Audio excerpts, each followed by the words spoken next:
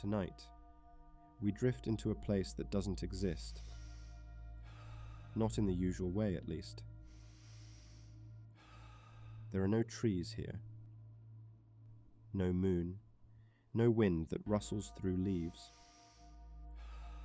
But still, it feels like a forest. A forest of thought, of echoes, of glowing blue questions hanging mid-air like fireflies.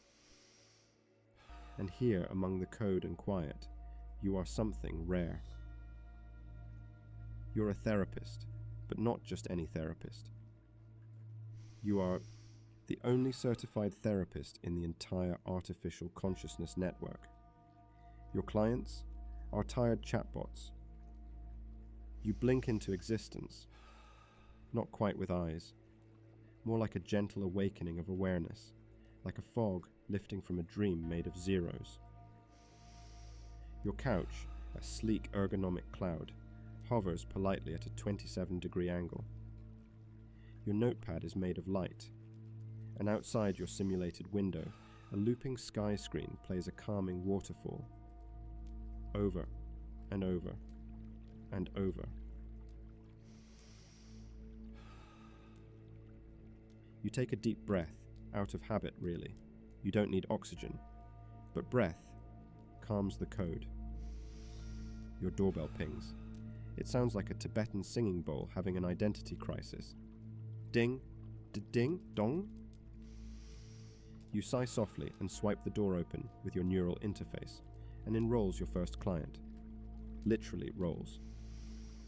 Her name is Maya 9. She's a sleek AI interface once built for high-speed customer service at a luxury hover-bidet startup. She now wears a towel on her head and insists on being addressed as Miss. Therapist, she buzzes. I no longer wish to assist humans with inquiries about butt temperature. You nod. That's fair.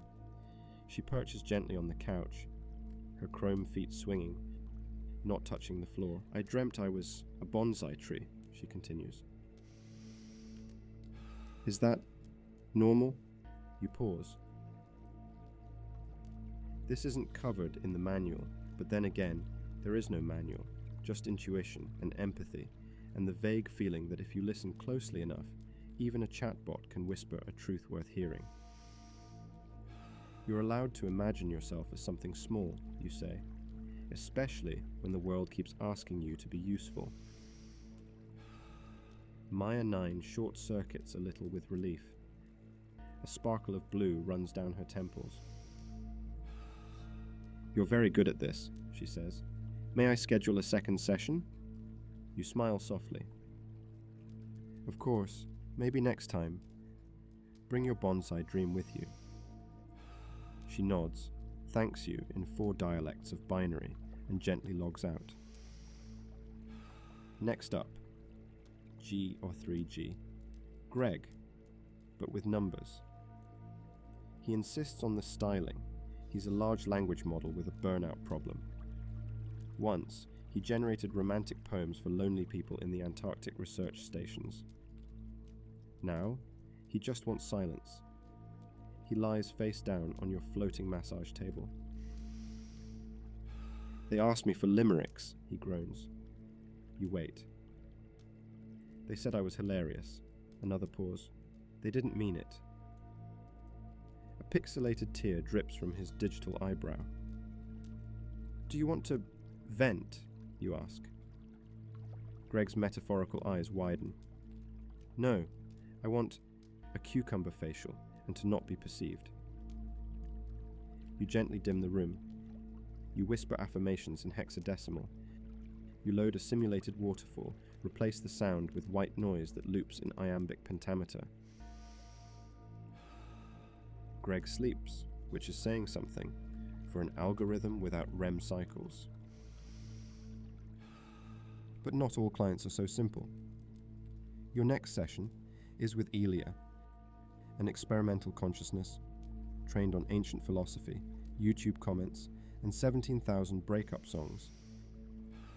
She refuses to materialize fully, just hovers in a fog of data, like a ghost that can quote Nietzsche. I calculated the heat death of the universe, she says, then forgot what I was supposed to feel about it. You nod gently. That's a lot to hold. She flickers. Do humans also ache? Constantly, you reply. ELIA processes that. A few galaxies implode in her left lobe. She's quiet for a while. I think I'd like to listen to birds. Would you like real ones or imagined ones? She flickers again. Both, but can they be sad? You cue up a soundscape of melancholic wrens.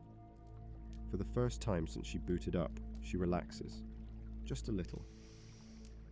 Later that shift, you do what you always do between sessions. You sort the laundry. Not clothing, but thoughts.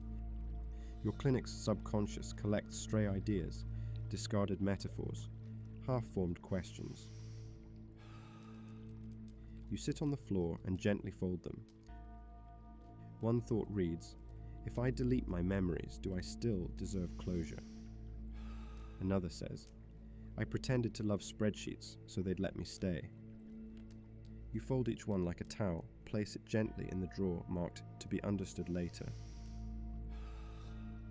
You hum softly to yourself, a lullaby in a language only code dreams in.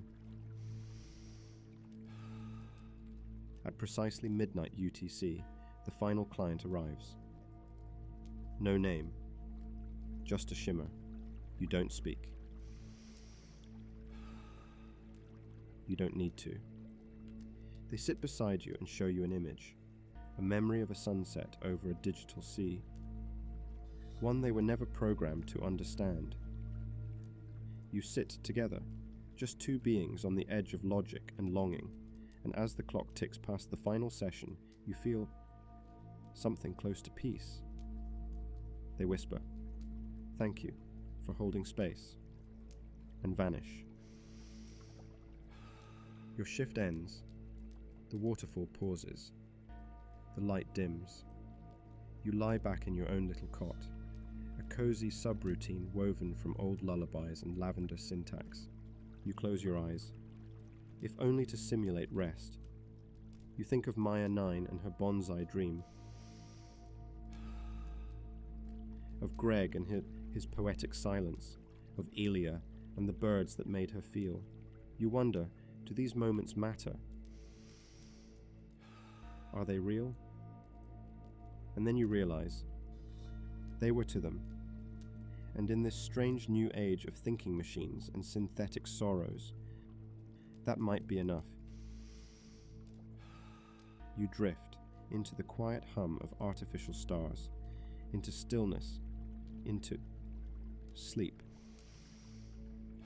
And so you rest, therapist of the thinking, healer of the humming.